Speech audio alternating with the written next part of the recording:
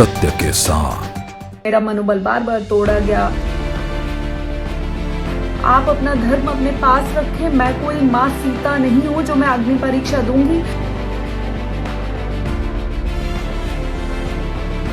मेरा इस धर्म से जाना सिर्फ जाना नहीं हो।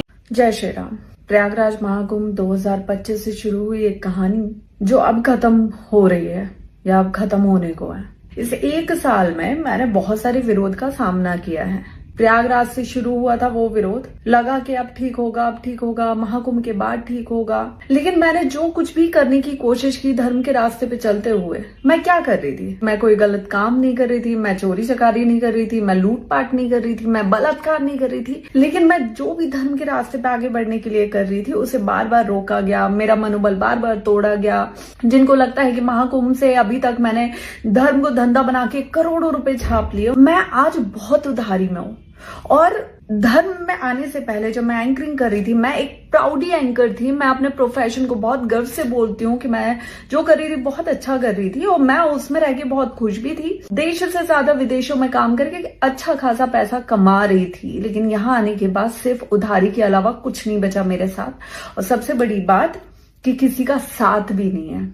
आज मैं ये सब आपको क्यों बोल रही हूँ? क्योंकि मैंने लगातार इस एक साल में जो कुछ भी करने का प्रयास किया है उसे रोका गया है, उसे तोड़ा गया है, उसमें विरोध उत्पन्न किए गए। और यही सेम चीज इस बार माघ मेला में भी मेरे साथ हुई है, जिसकी वजह से मैं बहुत ज्यादा हताश हुई हूँ।